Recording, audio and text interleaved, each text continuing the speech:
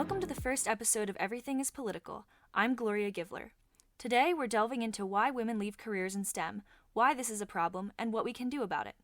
Later in the episode, I'll be interviewing a few women about why they decided to leave STEM to pursue a different career path. A little background on myself. I'm currently finishing up my last semester at the University of Pittsburgh, majoring in industrial engineering and minoring in political science. There are so many important discussions to be had at the intersection of different disciplines, and understanding politics is critical to understanding how the world works and why things are the way they are. Remember, everything is political. So let's get into today's topic. As a young girl growing up in the 2000s, I heard a lot about how women were underrepresented in technical fields, and more girls should study STEM to help fix the problem. Because graduating a lot of women from undergraduate STEM programs means that there will be a lot of women scientists and engineers, right? Well, not necessarily. A year or two ago, I was reading an issue of the Society of Women Engineers magazine when I came across an article that really opened my eyes.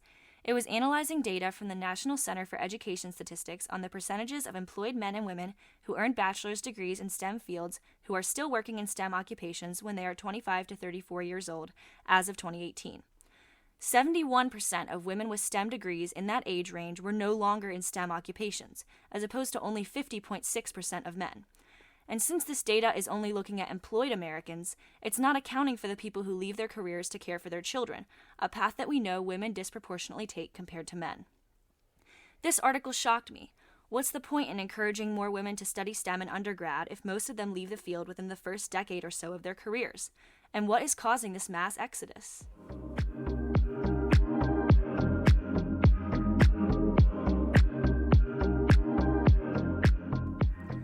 Now, you might be thinking to yourself, so what? There's less women than men in a lot of fields, from construction to Congress, and more women than men in other fields like teaching and cosmetology. Who's to say that it's an issue? Maybe there's just a difference in interest that's inherent to the work itself. Well, the reduced representation of women in STEM arguably comes at a great cost to innovation. Scott Page introduces the concept of the diversity bonus in his book of the same name. He explains that in today's information age, the best team will not be made of the best individuals according to some common standard, but instead will consist of diverse thinkers. Here's a little thought experiment to illustrate his argument, courtesy of Kristin Kanthak, a professor in the University of Pittsburgh's political science department. Imagine you're assembling a team for a Battle of the Books competition. This is a reading competition where people work together in teams and answer questions about books that they've read. You've read a total of 30 books in the past year, and you mostly like science fiction, fantasy, and historical fiction. Who is a better candidate to join your team? Someone who has read the same 30 books that you have, or someone who has only read 15 books, but none of them are the same ones that you've read? The person who read 15 books is not the better or faster reader, not by a long shot. But since they've read a totally different set of books from you, when the two of you come together, you've read a total of 45 books combined. If you chose the person with the same reading list as yourself, who achieved the impressive 30 books in a year, you add nothing to the team. You would perform just as well on your own. This basic analogy shows how a more diverse team can easily beat out a team of best individuals. For complex tasks like curing cancer, developing more efficient sources of clean energy, and managing global supply chain networks, no one person could possibly know everything relevant to the situation, just like no one person could read every book that exists. It's in these situations where diverse teams stand to gain the most. In his book, Page specifically discusses the lost diversity bonuses associated with women leaving STEM. While identity differences don't necessarily translate to differences in domain knowledge, people's ideas and methods of problem solving are shaped by their life experiences, and their life experiences are shaped by their identities. The idea that for a new hire, a choice must be made between diversity and skill is not only insulting, but just untrue. The best teams are the most diverse teams.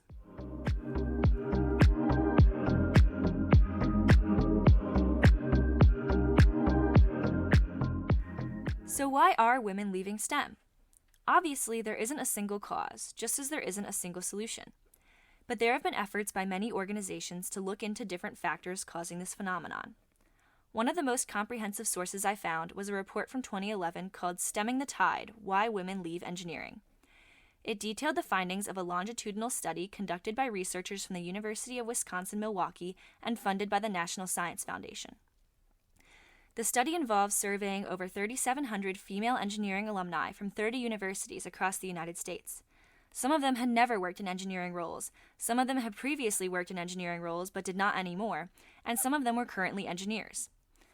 Out of the women who never worked in engineering, a third said that it was because they perceived engineering workplaces as being inflexible and not supportive of women. 30% said it was because they were no longer interested in the field of engineering, and many of them said that they were able to apply skills developed during undergrad in the other fields they worked in. The top 5 reasons they gave for not entering the engineering workforce were: they were not interested in engineering as a field, they didn't like the engineering culture, they had always planned to go into another field, they did not find the career flexible enough, or they wanted to start their own business. Most of them were not in a full-time family caregiver role as of 2011. 4 out of 5 of them were working in another industry, and 2/3 of them were in a managerial or executive position. For the women who did work in engineering for a stint before leaving, things looked a little different. 1/4 of them left to spend more time with family. Other reasons they cited for leaving included becoming more interested in another field, disliking the engineering culture, disliking engineering work tasks, and not having opportunities for advancement. When comparing current engineers with those who left engineering less than 5 years ago, there weren't many demographic differences. Those who left weren't any more likely to be married or to be parents than those who stayed, and only 1/3 of those who left did so to stay home with children. The other 2/3 were working full-time in a different field. So where were the differences? Current engineers had better support. They were more likely to have opportunities for training and development and to encounter supportive supervisors and coworkers. They also enjoyed more positive working environments. They were less likely to perceive coworkers or supervisors as undermining them, and they perceived less sexism in the environment.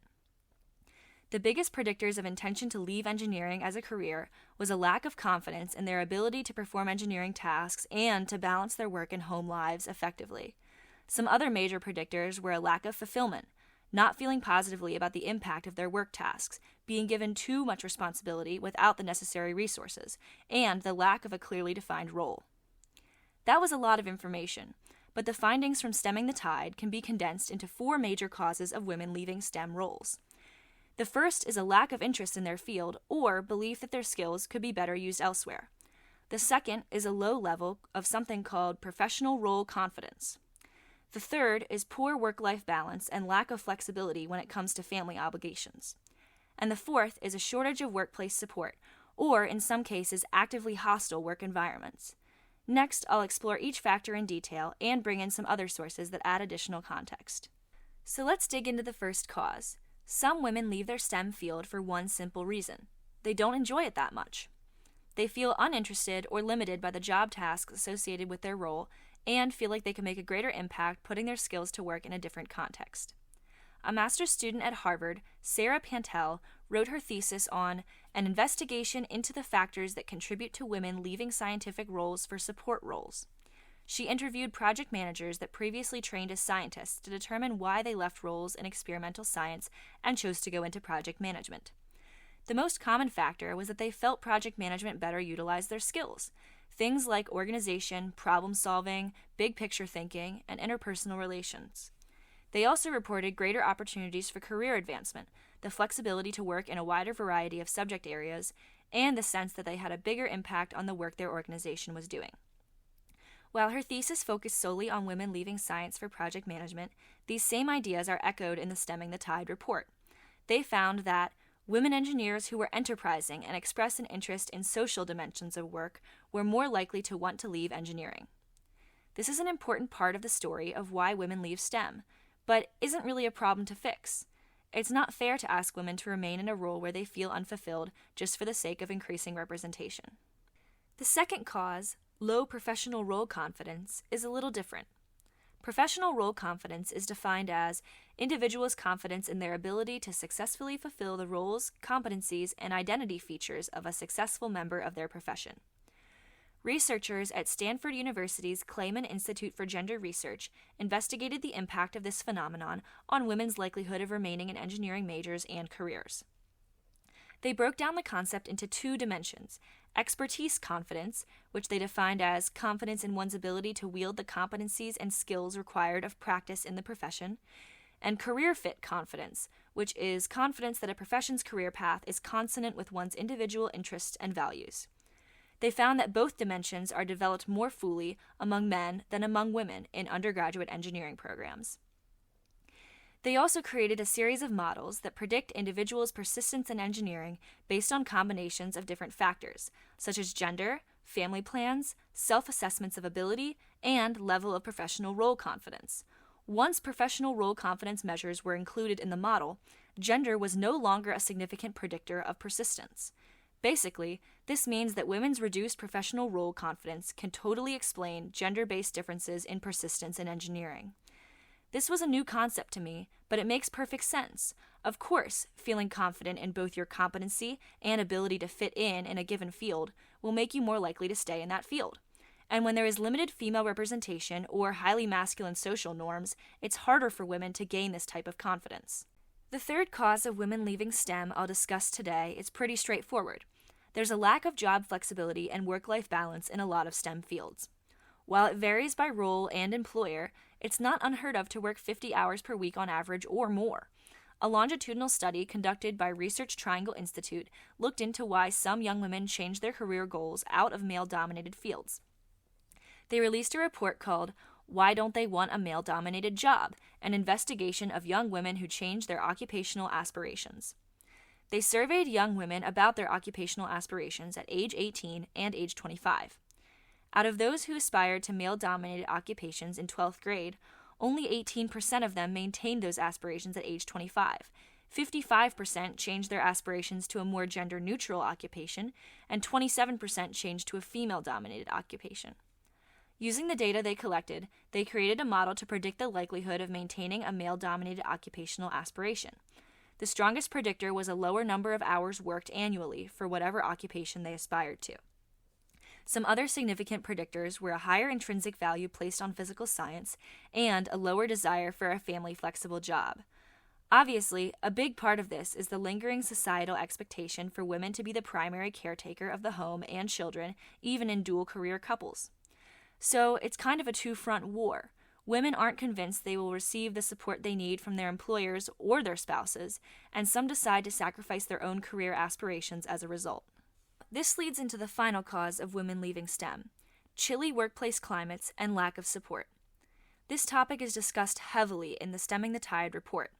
30% of the women who left engineering more than 5 years ago, as of 2011, left because of organizational climate. Also, current engineers reported higher levels of support from both supervisors and coworkers, and that the climate was supportive of their need to balance work and non-work roles.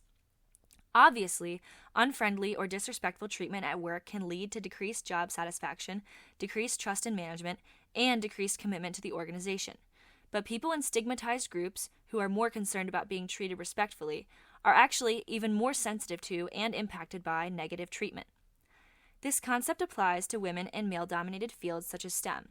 A researcher at NYU investigated this phenomenon and published a paper titled "The Role of Group-Based Status in Job Satisfaction: Workplace Respect Matters More for the Stigmatized." Based on the analysis of survey data, he concluded that respectful treatment had a stronger impact on job satisfaction for ethnic minorities, women, and those without a college education compared to whites, men, and college-educated people. And even when coworkers and managers treat you with respect and kindness, there are certain aspects of workplace culture that go unnoticed by all except those affected by them. From my own experience working as an engineering intern, it can be very intimidating to be the only young woman at a conference room table with a dozen middle-aged men. You perform worse than normal. You get distracted by your worries that they have preconceived notions of you and your abilities. You get so nervous that you'll say the wrong thing and confirm their negative assumptions that you end up saying nothing at all. This is a phenomenon known as stereotype threat, and it's backed up by the results of hundreds of experiments. If you're interested in learning more about this topic, I highly recommend the book Whistling Vivaldi by Claude Steele.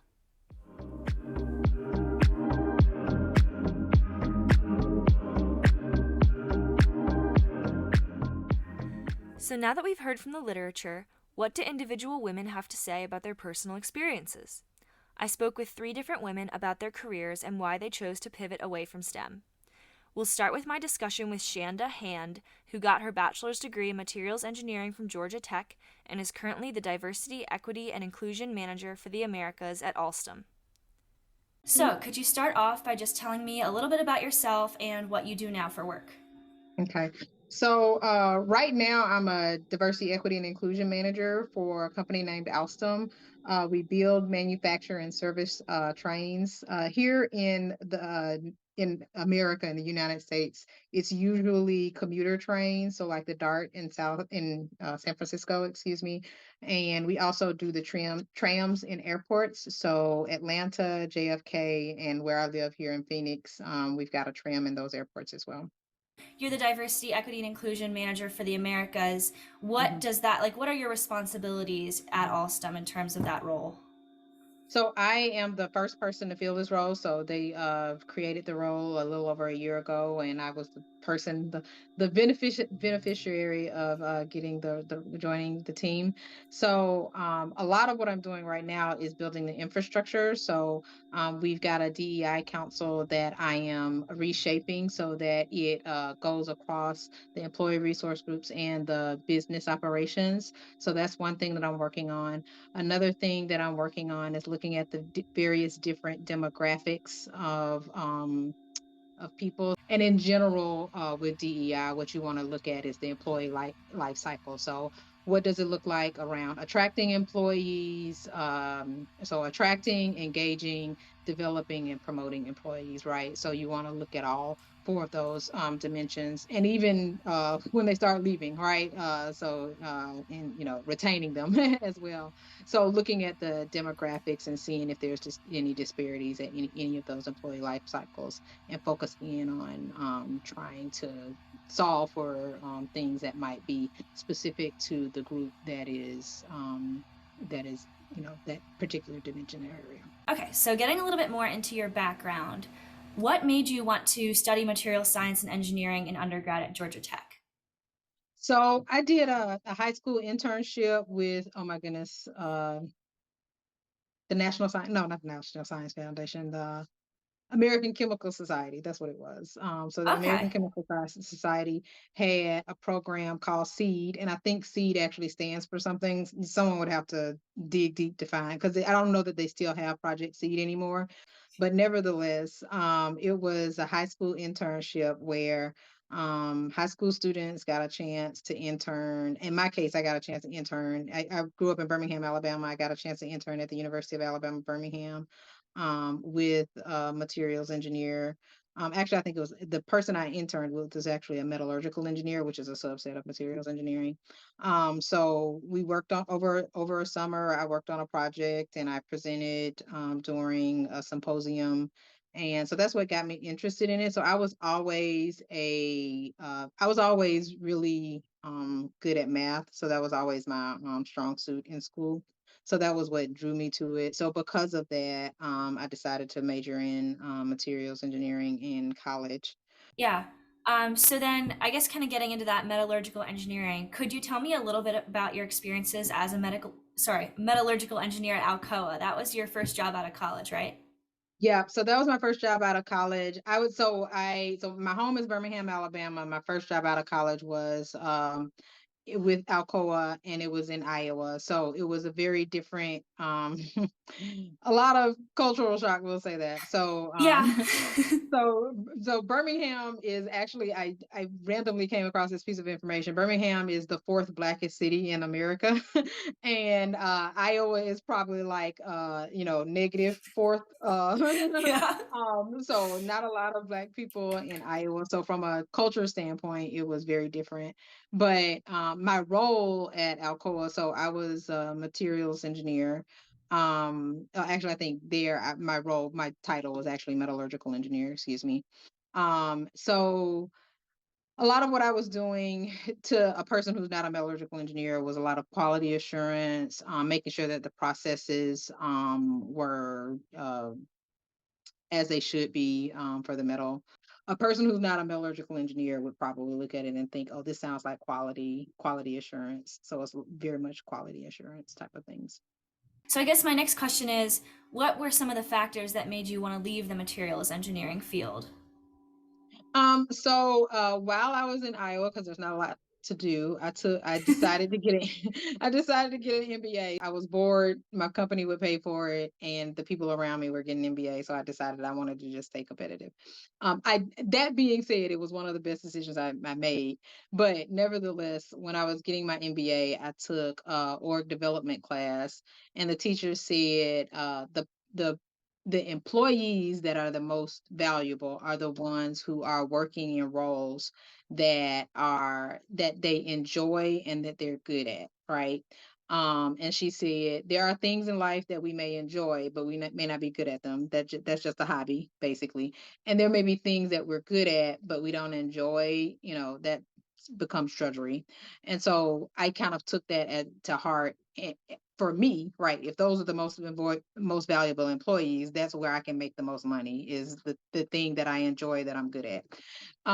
So what I did was I looked at the work that I was doing at Alcoa and realized there was only like a small, maybe 10% of my work that I enjoyed doing, and that I was intuitively good at, and that was doing data analytics. And so I set out. So the reason why I left Alcoa was, well, myriad of reasons, but the top one being that I recognized that I was a mediocre engineer at best, and I really didn't enjoy it. Right. So I was never going to make the most money in engineering. Um, so I set out to pivot my career. It took a while, to be sure. And the way I did it, I think only a person who has no other responsibilities other than themselves can. Like I fully acknowledge that even then, if somebody had like a family, it would have been more difficult for them to do what I did. Um, but I set out to do data analytics, and I did land in a job in data analytics, and I worked in data analytics and healthcare for the next 10 years. What would you say are some of the biggest differences between your work in your current field and what you used to do in materials engineering? Oh my goodness. Lots of things. um, cause like, so cause I still consider data analytics a STEM field. But the difference between engineering and what I'm doing now. Well, let me start with what's still the same, right? I think the thing that I learned in engineering, both in school and in work, like when I started work, is that you've got to have a methodology to things, right? So you've got to have a process. So I would say I am still using the engineering competencies that I learned even in school around like this process. When I think about like the proofs that we learned in engineering school, a lot of what they were doing is this is the methodology for doing this thing, right? And so you've got to take a process and learn how to figure out, put a methodology behind it. The difference is, I mean, it's a different um knowledge area, right? But I still think there's definitely transferable skills that I've learned and honed along the way, right?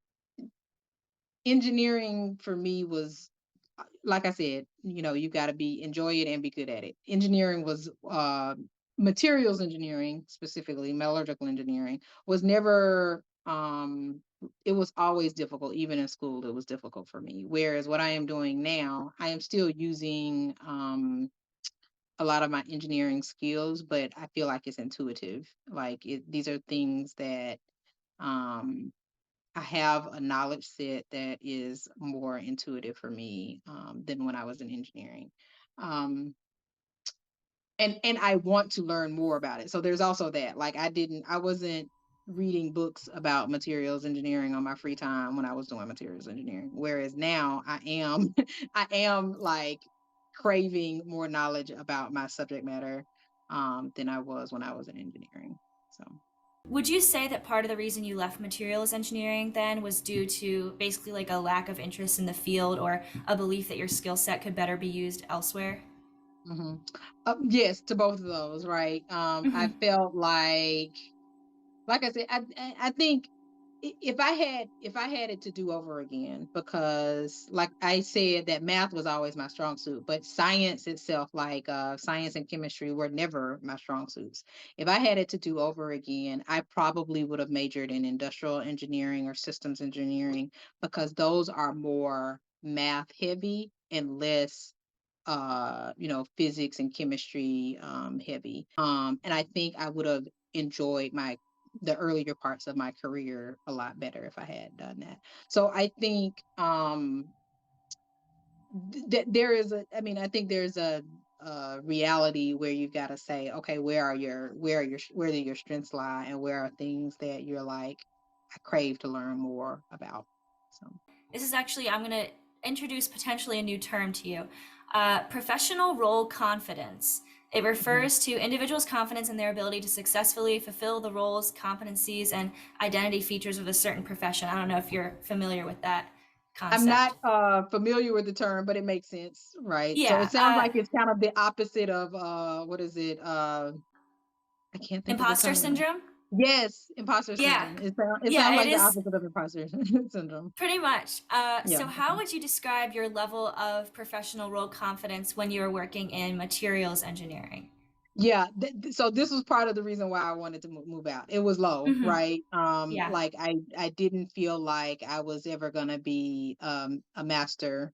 I don't want to use that term particularly, but I never felt like I was gonna become an expert in the field, right? Whereas in both when I was a data analyst, like I feel like as a data analyst, I became an expert. I was an expert. I kind of, to some degree, I feel like I got to the point where I'm like, okay, I've done this. It's time for me to find something else. So it wasn't that it I had professional role confidence. It was just I want to do something different, right? It was time for a change. Um, Whereas, so I felt like that when I was a data analyst, and I felt like I feel like I have confidence in my role now to speak as an expert. So in both the careers that I've selected after materials engineering, I feel like I have had professional role confidence, so to speak. Yeah. So, would you say that part of the reason you left materials engineering was due to a poor work life balance or lack of flexibility when it came to personal obligations, or was that not really a factor? At the company, yeah, that was also a factor. Like I said, I wouldn't say that was the number one factor, but I do specifically remember a manager telling me that it is expected that you work over 50 hours a week, and I'm like, is it? I didn't know. So I that like that I wouldn't. That was just like one more fire into the flame. But so yeah, there was an expectation that you would work more hours than 40 a week regularly, right? Not just some weeks, but every week. So that didn't sit well with me either. So yeah. Okay, that is pretty much all the questions that I had specifically. Is there anything else you feel like you want to share related to this topic? Yeah, actually as I was thinking about this, I do know that a lot of women leave STEM roles. I know it specifically because I think the data in the United States says that like 43% of people with a bachelor's degree in STEM are women, but it's hard to find women. So like this is part of the problem with me as a DEI, part of the problem I'm trying to solve as a DEI professional. So 43% of the people with STEM degrees are women, but it's hard to find women with STEM degrees. So I know there's a myriad of reasons why women may leave STEM. It might be because it's not welcoming, right? It might be because they decided to opt out of the workforce or for a season, right? They may be caregiving. Let's just be honest, women tend to be the caregivers of the world.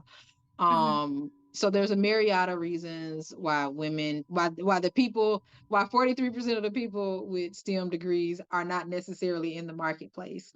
But but I do also understand that some of them are like me, where they have gone to a different career. And so I want to talk about the people who have gone to a different career. I can't talk about the other groups from an experiential standpoint. But from those of us who have pivoted to another career, I don't necessarily think that's a bad thing, right? I think for me pivoting to another career was the best thing that could happen to my career. Like thinking about yes, I enjoy my role, but also from a dollars and cents standpoint, like I'm making more money, right? And I don't think I think it's a good thing if there are women out there who have STEM degrees who are working in other functions, who have STEM degrees and experience, who have now said, "Hey, I want to go into finance, or I want to go into business operations, or I want to go, in my case, into HR." I think that's a good thing, especially if doing that helps advance their career. Because being in engineering, you may not want to be your boss or your boss's boss, but you may want to go into another function, and then there you have a greater career trajectory. So I don't necessarily think a woman pivoting careers is a bad thing, right? I don't want to frame it that way, because I think it's good for, I mean, I think it's just as good for a man who's got an engineering background to pivot to a different career and have that experience as it is for a woman to pivot to another career and have that experience. So I don't necessarily think that particular thing is a bad thing. It's difficult for those of us who are looking for people with STEM experience that want to continue. We need people with STEM experience who want to be in STEM, right? So I know it's difficult in that way, but I don't know that it's necessarily bad for the woman, because she might be making the best career decision, right? That has the highest earning potential, frankly. And there might be other reasons, earning potential, happiness, satisfaction, all those other things too. So I think that was the thing that I was thinking about, is that I don't want to frame the pivot as a bad thing. In my case, I think it was the right thing at the right time. I was in STEM for 15 years though, right? So and I do know people who, the example I use is, I've got 9 girlfriends. We started Georgia Tech together. All of us started Georgia Tech in an engineering degree. Only 2 of us graduated Georgia Tech with an engineering degree, and I'm the only one who ever actually worked as an engineer of the 9. So that Wow. that Wow. shows you the drop off, right? So that is, that might be there might be something there in that 9 to 1, no, I guess 9 to 2 to 1 information. Um but yeah, I don't I'll but I for the women that actually graduate and then start working in STEM and then they change, if it is for the betterment of their career, I don't necessarily think that's a bad thing. But at the same time, if the issue is like, what's the environment? Is the environment pushing her out? Then, Hmm. like, let's think about making the environment a little bit better.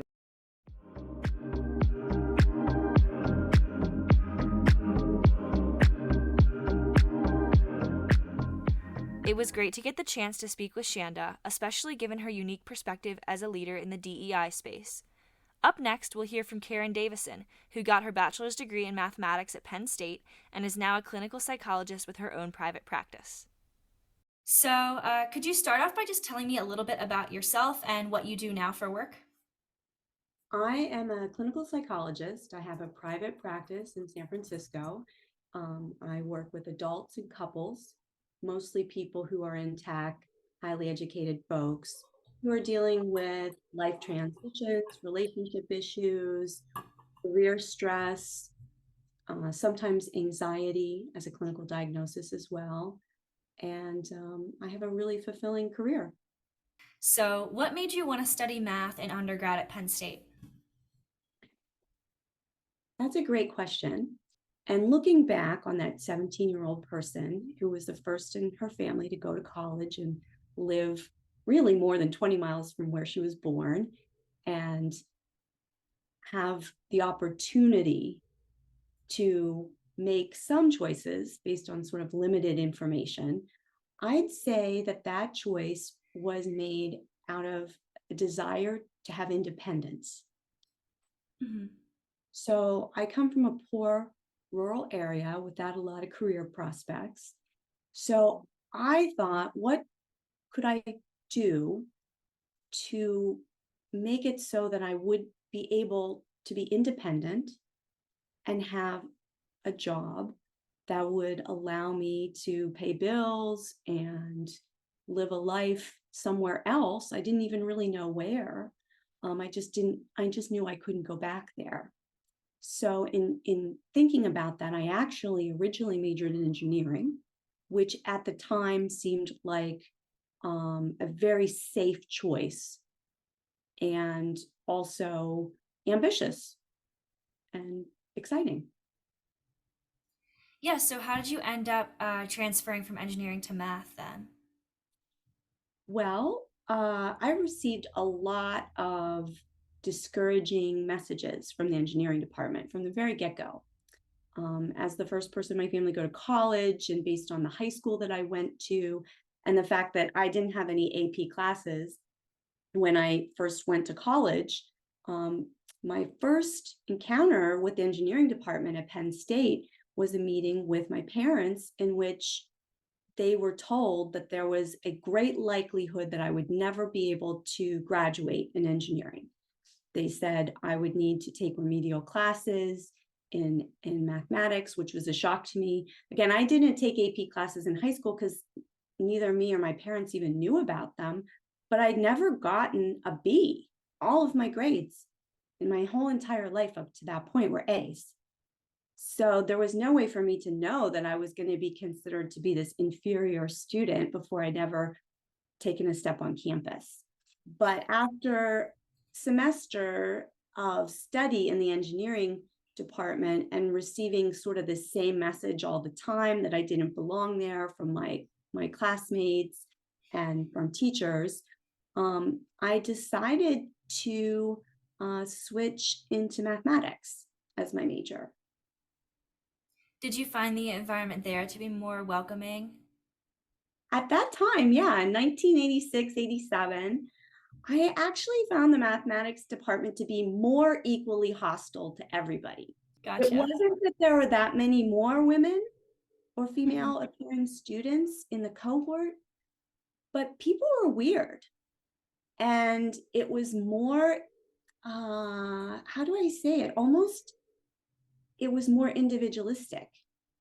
So I didn't feel so much that I was left out of some boys' club. I felt like there wasn't a club at all.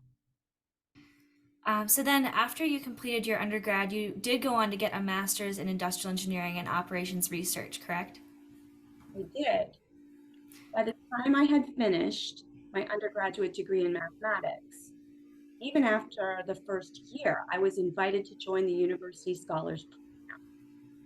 And so I went from being a person who was counseled to switch to an easier liberal arts major before I ever took a class, to being invited to join this very small cohort of university scholars.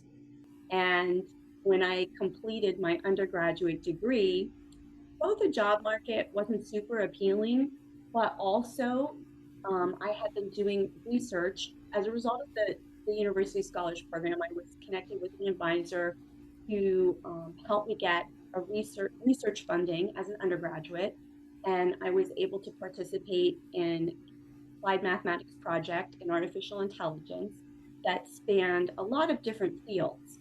And so when I was looking at my job prospects, I was also offered the opportunity to go to graduate school and have that graduate education paid for. And there were different ways to do that at Penn State, very large undergraduate university. And so depending on what department you're in, you may or may not even overlap very well. So I was given opportunities to get graduate training by the statistics department, the engineering department, or there was one other department, it might have been applied business, that related to my field. And to be honest, the money was better if I went through the engineering department, and because there was teaching assistance opportunity, being a teaching assistant was an opportunity, and it was a better deal. But also there was a part of me that thought I would like to go back and I would like to get an engineering degree after the way they treated me as an undergraduate. I wanted to ask you if you could tell me a little bit about your experiences as a systems engineer at American Management Systems. That was your first job after you completed your master's program, right?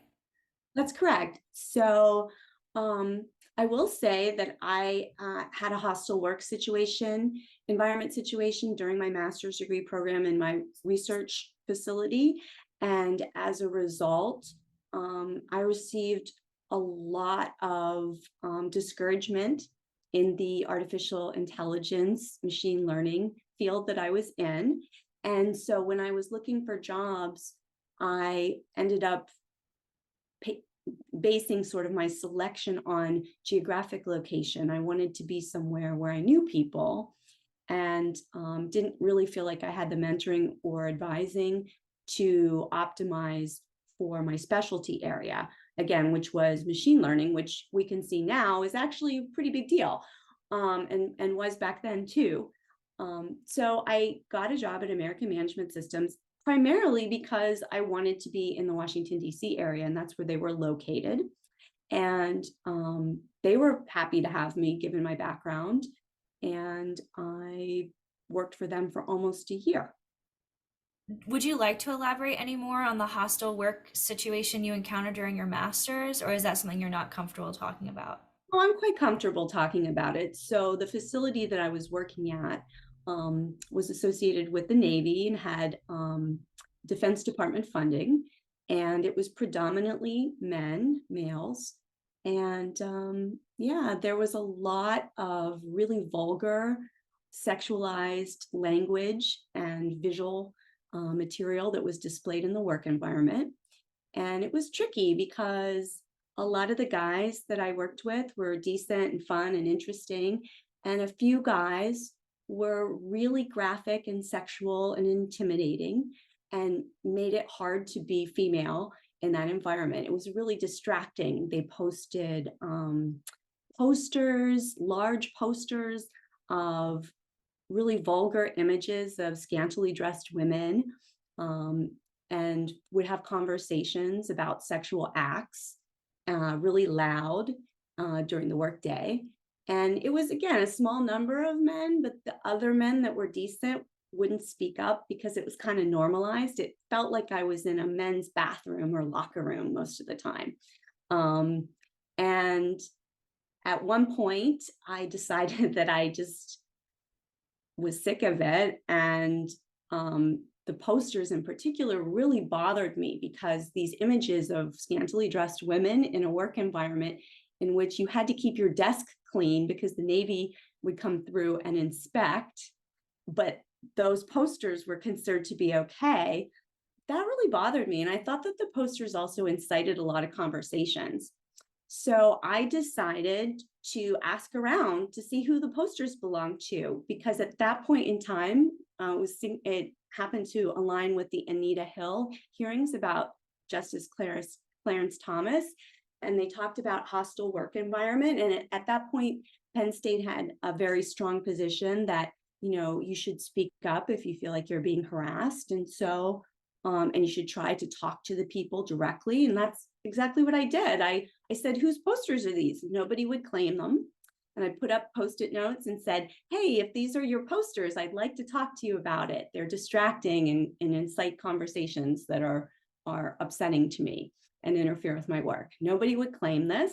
And so I also posted and let people know that after work hours on a Friday, I was going to take the posters down. Because if they didn't belong to anybody and nobody seemed to care about it, then I would go to the bother to just take them down because they were bothering me. So I did exactly that. And when I came to work subsequently on Monday, I was intercepted outside the building by a man who was employed by that research laboratory to assign desks to students and manage the facilities. And he told me that he heard that I was disruptive and that if I didn't stop disrupting the work environment, that I would probably lose my research funding. And so I felt that that was a direct threat to my employment. And I reported this to the Women in Engineering program with the hope that if I did lose my funding, then there would be something on record. And the Women in Engineering department, without my consent, went and filed a sexual harassment claim on my behalf over this, which then actually really did make my life difficult because there was really no protection from that. And it wasn't really my intention to do that. I wanted to work with the people who were harassing me, and it ended up creating a bigger problem for me. So in any event, this created a lot of difficulties when I did graduate. There's a lot more to this story, and I'm not going to go into it, but this did create a lot of difficulties when I did graduate in trying to get a job within this field that I had done this very cutting edge research in, because it required people to write recommendations on my behalf. And my advisor at that lab was not a very openly supportive person. He secretly came to me and said at one point, I would not want my daughter to be working here. And that was as much support as I could get from him.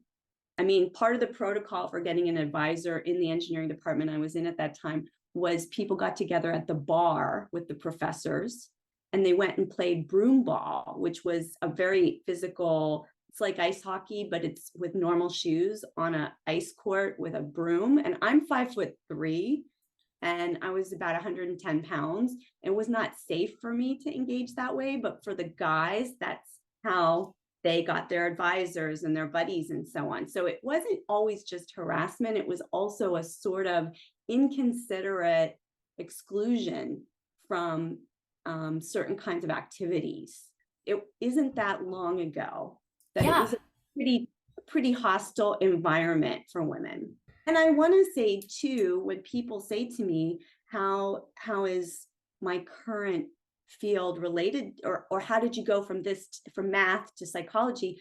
I want to say that I use my mathematics skills in my current work.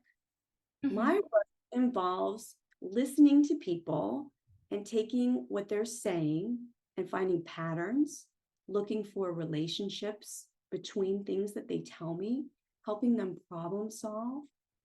That's exactly what mathematics is about. It's not about numbers. It's about relationships between abstract ideas, concepts, repetition, patterns. That's what machine learning is about too.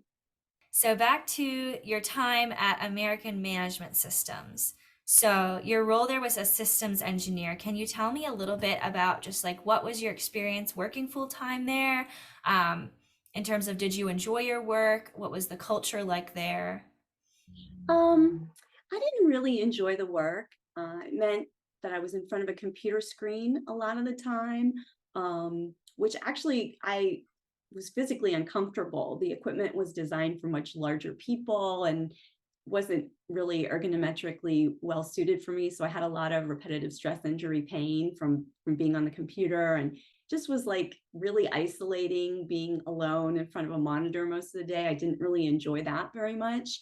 Part of my work did involve going to client sites and helping them implement our software, which I did enjoy that more. I would say it was kind of a mixed bag. I would have definitely stayed longer if there had been a Family Medical Leave Act that I knew of at that time. I ended up leaving that job because my father became sick with cancer and was terminally ill, and I wanted to be closer, geographically closer to where he was.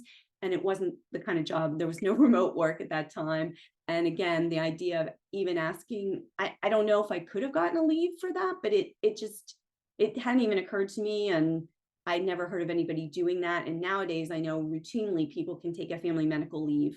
I believe the Family Medical Leave Act was actually subsequent to my time or right around that time. But there's a way in which it was really important to me to be able to be closer to where my father was. I feel like a lot of what we already have talked about actually touches on the questions that I haven't gotten to yet. But just generally, what would you say were the factors that made you want to leave mathematics as a field? Oh, I mean, I never have wanted to leave mathematics as a field. Again, I still feel like I embrace the idea of data analysis and looking at objects and relationships as part of my everyday work. So I guess maybe a better question to ask then is, what made you want to make the transition into becoming a psychologist? So the transition to becoming a psychologist was something that kind of chose me. After I left American Management Systems and moved back to rural Pennsylvania, there were not really any jobs that were in the fields that I had pursued. I was able to get a job as a mathematics teacher in a rural area, and I ended up transitioning to another school district, and kids would often come and hang out in my room after school, and I was drawn to being part of the student assistance team, which helped kids out who were struggling with issues of mental health and substance abuse. And I found it really compelling and really motivating to help people. My goal was to really help them learn and help them become empowered through education, which was for me also like a big theme in my life is the idea of becoming educated and learning things that will then help you be independent and have a way to navigate the world. And, I think if I had received this kind of harassment, or if I had gone through these experiences in another field that didn't have as many jobs and didn't pay as well, I would have been much worse off. So I will always stand by that. Like, if I had gone through this type of harassment in a less valued profession and something that didn't have as high a status, I might not have had as many hostile experiences, but I also don't think that I would have had the status in the world to be able to persevere and continue to find work and support myself financially. So yeah, I'm not sure if I'm answering the question, but people were coming to me, they were telling me their problems. I found that, I noticed a pattern in my life that even from the time that I was a kid, other kids would come to me and bring me the issues and ask me to mediate. And it wasn't that I wanted to rescue people, but I did see a value in trying to help people talk through what was going on and take a more objective look at things. And again, I think that's what mathematics does. It takes a lot of chaos and tries to simplify it into variables and notice what the patterns are and determine what the function is.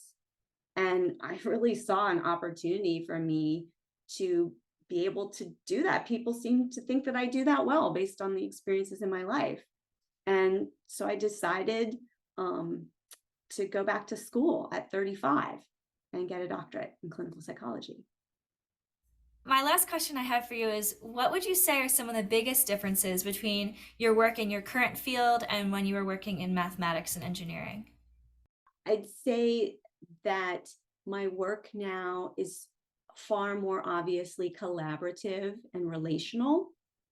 The majority of my work involves interacting with other people directly, versus when I was in engineering and mathematics. Even when I was teaching, there's a lot of time that's spent alone with the material. And finally, is there anything else that you would like to share related to the topic of, why women leave STEM fields, or why you chose to change professions, anything like that? I think that it isn't just about the adverse work environment or the obstacles. It has to do with a sense of belonging and mentorship. And I can't really say I've had a lot of that in psychology, but what I've noticed about it is because things weren't so hostile, I didn't necessarily need it as much.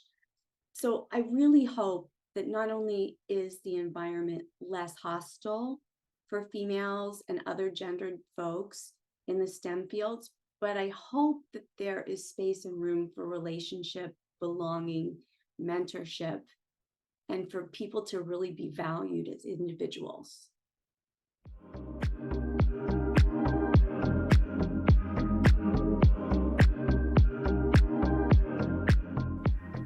Hearing about Karen's experiences in university was pretty disheartening, but it's good to know that she's much happier in her career now. Finally, I spoke with a woman who preferred to remain anonymous, so I'll be reading some quotes from my interview with her. She got a bachelor's degree in an engineering field and is now a vice president of human resources at a small consulting firm. I started off by asking her why she chose to study an engineering field in college. She said, "When I graduated high school, like most kids, I had no idea what I wanted to do going into college. I was always good at math and science, and my dad was an engineer, and he's like, you should go the engineering route. After that, I asked about her experiences at her first job out of college. She said, I realized that I hadn't thought through what the jobs were going to be, and it was either sales at the time or working in the lab by myself. And I would have been awful at sales, and I really didn't like working by myself. I wanted to be with people and interacting. So I found this job as an environmental engineer. So I was a safety and environmental engineer and did that for a while. It was interesting, coming right out of school, I was in charge of these 50 and 60-year-old guys, and here I'm this young person coming in, right out of school, and I'm in charge of them. So it's an interesting experience being thrown in some different things. I did really like it. There was a lot of variety, and I was up on the roof taking air samples, I was wading in the river getting water samples, I was doing different, you just never knew what you were going to be doing. So I liked that, but you had to deal with the government a lot, and they just frustrated me to no end. And it was like, what do I want to do next steps? Because that wasn't going to be what I wanted to do. So then I had a friend who was working in the wireless engineering field. So went back to school, got a master's in electrical engineering, and then started doing wireless engineering. So I did that for a few years. Next, I asked her why she ultimately chose to leave the field of engineering. She said, I think I figured out, so I kept switching different engineering. I was like, maybe it's the engineering I'm in. And with the wireless engineering, I enjoyed it, but I was around people that absolutely loved it, and I didn't absolutely love it. I got to a certain point, and it was kind of a lot of doing the same thing, and for me, it was just not as much of an interest. So then, and this is where I get out of the STEM field, so I went into teaching for a very short time. That was not for me. I stayed home for a while raising my kids, and then I kind of fell into this job I'm in now, just kind of a word of mouth thing. And I love what I'm doing now, because I feel like I'm not in a STEM field, but I'm using a lot of what I've learned as an engineer. It's setting up processes, problem solving, dealing with data, a lot of those aspects, but it's not an official engineering job. Then I explained the concept of professional role confidence and asked her what levels she felt her professional role confidence was in engineering. She said, I felt confident that I could do the job and get the job done, that aspect of it. As far as fitting in, I don't know. I had a female boss, and she was definitely trying to prove something. She was hard to work for, but I think she was fighting for her role in kind of this male-dominated company. So I felt confident, but I don't know if I fit in. In fact, I'd say I didn't fit in most of those roles. After that, I asked her if workplace climate played a role in her decision to leave STEM. She said, I guess it's a mix of, obviously some people are welcoming, there's others that did not like having a female in there with them. So kind of a mix of both. I didn't feel unwelcome, but there was definitely a subtle, what is this woman in my space kind of thing. And it didn't bother me, per se. I'm not a person that's bothered, I'll kind of just do my thing, but it's still, I guess, annoying. Finally, I asked her what were some of the biggest differences between her work in her current field and when she was in engineering. She said, I'm thinking maybe the depth of technical knowledge. I feel like my current job, I'm doing a lot in a whole bunch of different areas, so I definitely feel like I'm using a lot of skills. It's more just that depth of when I had to really study and get more into the deeper part is where it didn't appeal to me so much. Overall, her circumstances lined up pretty closely with the literature, as well as having some overlap with Chanda's experiences. I want to thank my interviewees for sharing their stories about why they left STEM. It was such a pleasure to speak with them, and I wish them the best in their professional and personal lives.